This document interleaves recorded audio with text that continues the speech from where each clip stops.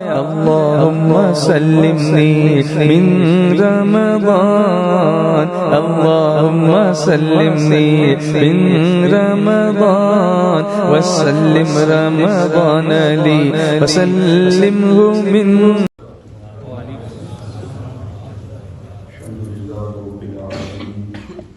والصلاة والسلام على سيد الأنبياء والمرسلين وعلى آله وأصحابه أجمعين، أما بعد. فأعوذ بالله من الشيطان الرجيم. بسم الله الرحمن الرحيم. قال الله تبارك وتعالى: الصوم لي وأنا أجزى به. صدق الله وصدق رسول اللہ صلی اللہ تعالی علیہ وسلم. انتہائی احترام و عقیدت کے ساتھ حضور سید المرسلین، خاتم الانبیاء، شفیع المذنبین، رحمت للعالمین، راحت العاشقین، خاتم المعصومین، صلی اللہ تعالی علیہ وآلہ واصحابہ وبارک وسلم کی بارگاہ میں اپنی غلامی کا ثبوت دیں، اور جس طریقے سے میں پڑھا ہوں میرے ساتھ مل کر عقیدت و محبت میں ڈوب کر حضور دل کے ساتھ نذران محبت پیش کریں.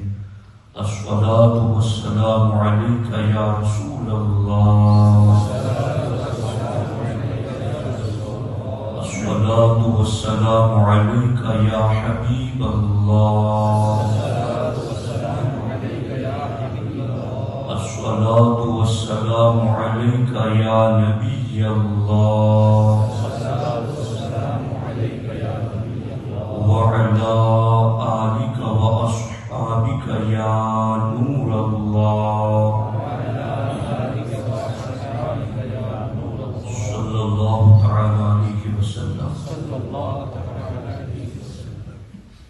دوستان محترم، اور روزہ اور عشق الہی اس عنوان کے حوالے سے چند باتیں آپ کی خدمت میں عرض کرنا چاہتا ہوں. کسی فارسی شاعر نے عاشق کی چند علامتوں کا ذکر کرتے ہوئے ارشاد فرمایا: عاشقاں را شست نشاں اے پسر، اے بیٹے عشق کی 6 علامتیں ہیں: آہ سرد و رنگ زرد و چشم تر. عاشق کی 6 علامتوں میں سے پہلی علامت یہ ہے کہ عشق جس میں ہوتا ہے وہ سرد آہیں بھرتا ہے، وہ رنگ زرد اور اس کے چہرے کا رنگ زرد اور پیلا پڑ جاتا ہے، وہ چشم تر اور جس میں عشق ہوتا ہے اس کی آنکھیں نمناک رہتی ہیں، آنکھیں اشکبار رہتی ہیں.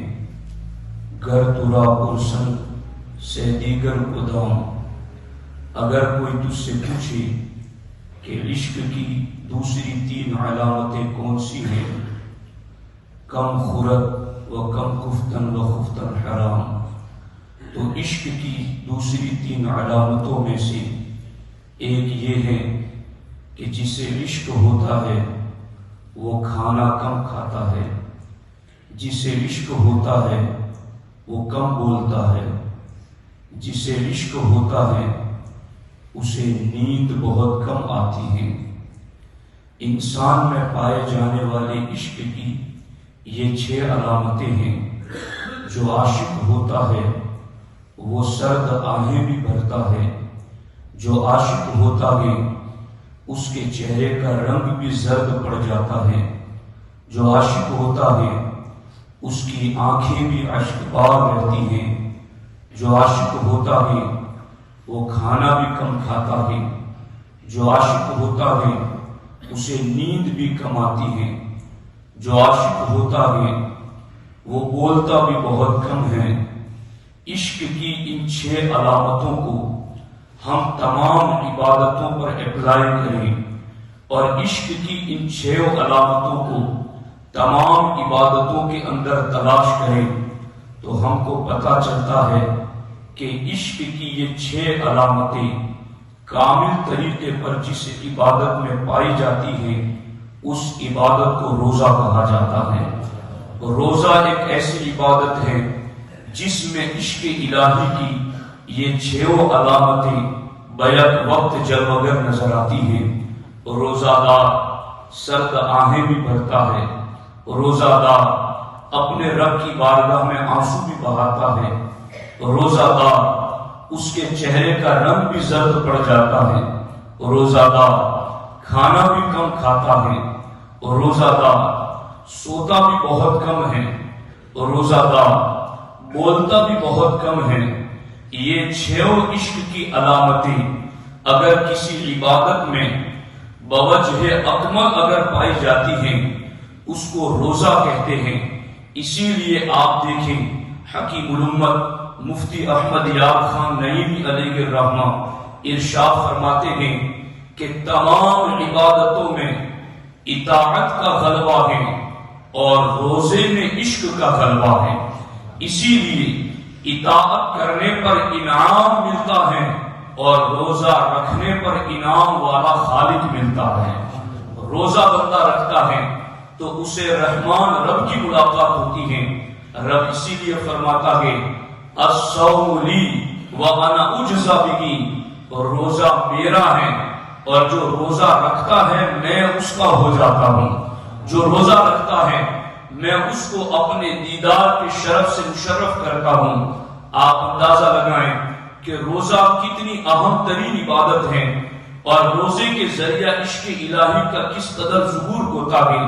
اسی لیے آپ جانتے ہیں جب ایک بندہ کسی سے عشق کرتا ہے تو اس کی خواہش یہ ہوتی ہے کہ جس سے میں پیار کرتا ہوں، جس سے میں عشق کرتا ہوں، میں اس کی عادتوں میں فنا ہو جاؤں، میں اس کی صفات کے رنگ میں رنگ جاؤں، میں اس کے خصائل و عادات کو اپنا لوں، میں جس سے پیار کرتا ہوں اس میں اتنا ڈوب جاؤں کہ مجھے دیکھنے والے کو بھی میرا محبوب نظر آئے، مجھے دیکھنے والے کو بھی میرا معشوق نظر آئے کہ یہ فلاں سے پیار کرنے والا ہے، یہ فلاں سے محبت کرنے والا ہے۔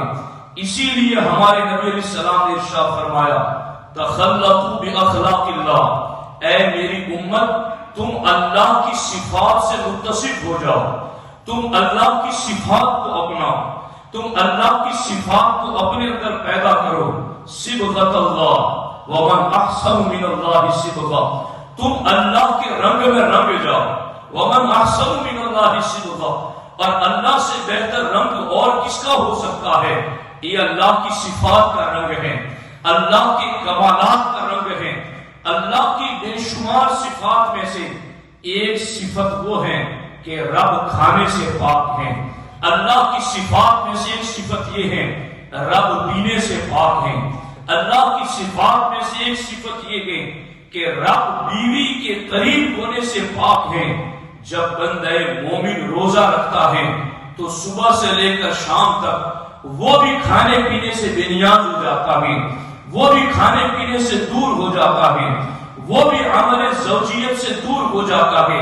کھانا بھی اس کے سامنے موجود ہے، عمدہ سے عمدہ غذائیں بھی موجود ہیں، پانی بھی اس کے سامنے موجود ہے، اچھے سے اچھے مشروبات اس کے سامنے موجود ہیں۔ روکنے والا بھی کوئی نہیں، ٹوکنے والا بھی کوئی نہیں۔ بھوک بھی ہے، پیاس بھی ہے، شدت بھی ہے، گرمی حرارت بھی ہے، جسم کی تکان اور تکلیف بھی ہے، سارے اسباب موجود ہیں۔ عقل کہتی ہے جب تجھے بھوک بھی لگی ہے، کھانا بھی موجود ہے، کوئی روکنے ٹوکنے والا بھی نہیں، تو پھر کھا کیوں نہیں لیتا ہے؟ اس وقت بندہ رب کی اسی کھانے پینے سے بے نیاز والی صفت میں اس قدر ڈوبا ہوا ہوتا ہے کہ بندہ عقل کو یہ کہتا ہے کہ عقل تو یہی کہتی ہے کہ میں کھا پی لوں، مگر عشق الہی کا تقاضا کچھ اور ہی ہے، عشق الہی کا حکم کچھ اور ہی ہے۔ میں بھوکا رہوں گا، میں پیاسا رہوں گا، حلال بیوی کی قربت سے دور رہوں گا تاکہ میں اللہ کے عشق میں ڈوب کر کے اللہ کی اس صفت سے قریب ہو جاؤں، تاکہ رب کا فیضان مجھے مل جائے، رب کا فضل و کرم مجھے مل جائے۔ آپ دیکھ رہے ہیں یہ ہے عشق کی جلوہ گری جو روزے کی عبادت میں ہمیں نظر آتی ہے. روزہ اور دیگر عبادات کے اندر ہمیں ایک فرق یہ بھی واضح طور پر نظر آتا ہے کہ ساری عبادتیں یوں تو کریمانہ شان رکھتی ہیں، ساری عبادتیں فیاضانہ شان رکھتی ہیں. ہر عبادت کرنے پر گناہ مٹتے ہیں، ہر عبادت کرنے پر پرہیزگار کے درجات بلند ہوتے ہیں، ہر عبادت کرنے پر رب کا قرب ملتا ہے. لیکن ساری عبادتوں کو جب ہم تقسیم کرتے ہیں، ڈیوائڈ کرتے ہیں، تو ساری عبادتیں ہمیں دو قسموں میں نظر آتی ہیں. ایک تو عبادت وہ فیاضانہ شان رکھتی ہے کہ اگر آپ کو پیاس لگی ہے تو چلے جائیں کنویں کے پاس، کنویں کو دینے سے انکار نہیں، کنویں کو پیاس بجھانے سے انکار نہیں، وہ تو ہر وقت دینے کے لیے تیار ہے. مگر آپ کے گھر نہیں آئے گا، آپ کی دکان پر نہیں آئے گا، آپ کو چل کر کے خود کنویں کے پاس جانا ہے، تب جا کر کے کنواں پیاس بجھائے گا. اسی طریقے سے دوسرا قریب عبادتوں میں وہ ہے کہ جہاں معاملہ یہ ہے کہ محتاج کو جانا نہیں پڑتا بلکہ وہ خود محتاج کے پاس آ جاتا ہے اور اس کی ضرورت پوری کر دیتا ہے. پیاسا بندہ بیٹھا ہے، ابر کرم آسمان پر نمودار ہوا اور رحمت کی رمجھم بارش برسنے لگی، اس کی پیاس بجھا دی. گھر پر ہے، گھر آ کے برس گیا، کھیت کھلیان میں ہے، وہاں آ کے برس گیا. نہ تمہیں بلایا گیا، نہ تمہیں ٹائم لیا گیا تم سے، بلکہ تم جہاں تھے وہیں آ کر برس گیا. عبادتوں میں بھی جب ہم غور کرتے ہیں تو ہمیں عبادتیں اسی قسم کے دو کھانوں میں تقسیم نظر آتی ہیں. حج گناہوں سے بندے کو پاک کر دیتا ہے، حج محتاجگی سے بندے کو پاک کر دیتا ہے، مگر اس کے لیے آپ کو سفر کرنا ہے، آپ کو سرمایہ لگانا ہے، آپ کو اپنا ٹائم لگانا ہے، حرم جا کر طواف کرنا ہے، وہاں جا کر اراکین ادا کرنے کے. نماز بھی گناہوں کو معاف کراتی ہے، درجات کو بلند کراتی ہے، مگر نماز کے لیے آپ کو چل کر کے مسجد آنا ہے، مسجد میں آ کر کے آپ کو نماز پڑھنا ہے. اسی طریقے سے زکات بھی گناہوں کو معاف کراتی ہے اور زکات بھی درجات کو بلند کرتی ہے، مگر گھر بیٹھے نہیں، آپ کو غریب کو تلاش کرنا پڑتا ہے، اس کے قریب جانا پڑتا ہے. تو یہ ساری عبادتیں وہ ہیں جیسے کنواں ہے کہ پیاسا جائے کنویں کے پاس اور وہاں جا کر پیاس بجھائے. مگر روزہ وہ قریب عبادت ہے جو یہ نہیں کہتا تم 10 کلومیٹر چل کے آؤ، تم ایک ملک سے دوسرے ملک لینے کے لیے آؤ، تم اتنا ٹائم لگاؤ، تم اتنا سرمایہ لگاؤ. نہیں، روزہ وہ قریب عبادت ہے جو بادل رحمت برس کر ہر جگہ برسنا شروع ہو جاتا ہے. جہاں مومن ہے روزہ خود پہنچ جاتا ہے، رمضان خود جلوگر ہو جاتا ہے اور وہاں پہنچتے ہی ابر کرم ہر کسی پر برسنا شروع ہو جاتا ہے. اور اس قدر برستا ہے کہ آگے کن کن باتوں کو شمار کیا جائے اور کن کن باتوں کو چھوڑ دیا جائے. ہمارے آقا علیہ الصلوۃ والسلام کی خدمت میں ایک شخص حاضر آئے، انہوں نے کہا ارأیت ان شہدت ان لا الہ الا اللہ وانک رسول اللہ وصلیت الصلوات الخمس وادیت الزکاۃ وصمت رمضان وقمته فممن انا. یا رسول اللہ صلی اللہ علیہ وسلم، اگر میں اس بات کی گواہی دوں کہ اللہ کے سوا کوئی معبود نہیں، میں اس بات کی گواہی دوں کہ آپ اللہ کے سچے رسول ہیں اور میں 5 وقت کی نماز بھی پڑھوں، میں زکات بھی ادا کروں، رمضان کے روزے بھی رکھوں، وقمته اور رمضان کی راتوں میں قیام بھی کروں، عبادت بھی کروں، فممن انا تو حضور میں کن لوگوں میں سے ہو جاؤں، میرا مرتبہ کیا ہوگا؟ ہمارے نبی علیہ السلام نے فرمایا من الصدیقین والشہداء. اگر تو یہ عبادتیں کرے گا اللہ تجھے صدیقین کے ساتھ اٹھائے گا، اللہ تجھے شہداء کے ساتھ اٹھائے گا. یہ کس قدر رحمتیں برس رہی ہیں. اس لیے روزے والی جو عبادت ہے اس کی شان جدا ہے. قیامت کے دن ہر شخص جس کے ذمے لوگوں کے حقوق ادا کرنے باقی ہوں گے، کسی کا حق مارا ہوگا، غصب کیا ہوگا، کسی کا لے لیا ہوگا، تو بدلے میں قیامت کے دن نیکیاں دی جائے گی. یاد رکھنا حدیث پاک کا مفہوم ہے کہ قیامت کے دن زیادہ طور پر جنت میں جانے والے وہ ہوں گے جو اپنی نیکیوں کی وجہ سے نہیں جائیں گے، دوسروں کی نیکیاں لے کر کے جنت جائیں گے۔ اور ہمارے آقا علیہ السلام نے یہ بھی فرمایا قیامت کے دن بڑی تعداد میں وہ لوگ بھی ہوں گے جو اپنے گناہوں کی وجہ سے جہنم نہیں جا رہے ہوں گے، دوسروں کے گناہ خود لے کر کے جہنم جا رہے ہوں گے۔ یہ وہ ہوں گے جنہوں نے دوسروں کے حقوق تلف کیے ہوں گے، تو حقوق کے بدلے میں قیامت کے دن تو روپیہ لیا ہوگا، وہاں تو یہ کرنسی چلے گی بھی نہیں، وہاں تو نیکیوں کی کرنسی چلے گی۔ 3 پیسوں کے بدلے میں قیامت کے دن 700 رکعت با جماعت نماز دے دی جائے گی۔ پھر رہ کیا جائے گا؟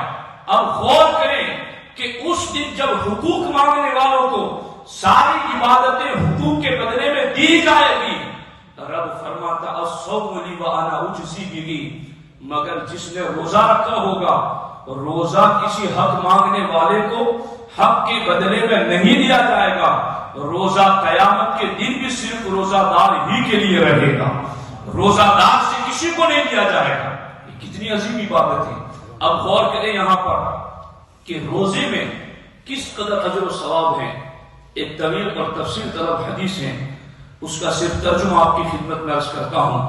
ہمارے آقا علیہ السلام ارشاد فرماتے ہیں الاعمال عند اللہ تعالی 7، سرکار فرماتے ہیں اعمال کی 7 قسمیں ہیں، عملان موجبان وعملان بامثالہما، 2 عمل ایسے ہیں کہ ان کی جزا واجب ہے، ان کا بدلہ ضرور ملے گا، وعملان بامثالہما، اور 2 عمل ایسے ہیں کہ ان کا بدلہ ان عملوں کے برابر ہے، اس سے زیادہ نہیں، وعمل بعشر امثالہ، اور 5واں عمل ایسا ہے کہ جس کا بدلہ 10 گنا زیادہ دیا جائے گا، وعمل ب700، اور 6واں عمل وہ ہے جس کا اجر اور ثواب 700 تک دیا جائے گا، وعمل لا يعلم ثواب عاملہ الا اللہ، اور سرکار فرماتے 7واں عمل ایسا ہے اس کا ثواب صرف اللہ جانتا ہے کہ اس کا رب کتنا اجر دے گا،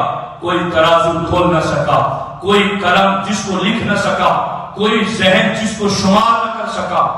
یہ 7واں عمل۔ اب یہ کون سے عمل ہے 7 پہلا عمل جس نے اللہ سے اس حال میں ملاقات کی کہ اس نے کوئی کفر اور شرک نہیں کیا، وجبت لہ الجنہ، تو اس کو اللہ اس عمل کے بدلے میں جنت عطا فرمائے گا۔ اور آگے ومن لقی اللہ قد اشرک بہ، اور جس نے اللہ سے اس حال میں ملاقات کی کہ اس نے کوئی کفریہ عقیدہ اپنا رکھا تھا، کوئی کفریہ عمل کر رکھا تھا اور توبہ بھی نہ کی تھی، تو وجبت لہ النار، ایسے شخص کو کفر اور شرک کے بدلے میں اس کے لیے جہنم واجب ہو جاتی ہے۔ آگے من عمل سیئۃ جزئ بہا، جس نے کوئی برا عمل کیا تو اس کو اس کے برا عمل کے برابر بدلہ سزا دی جائے گی۔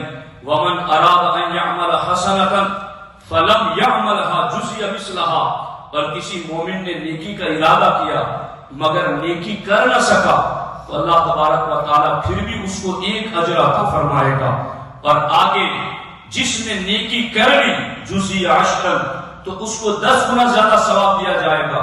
ومن انفق مالہ فی سبیل اللہ، اور جس نے اللہ کی راہ میں خرچ کیا ضعفت لہ نفقتہ والدرہم ب700 والدینار ب700، سرکار فرماتے جس نے رب کی راہ میں خرچ کیا اللہ اس کو 1 سے لے کر 700 تک اجر و ثواب عطا فرمائے گا۔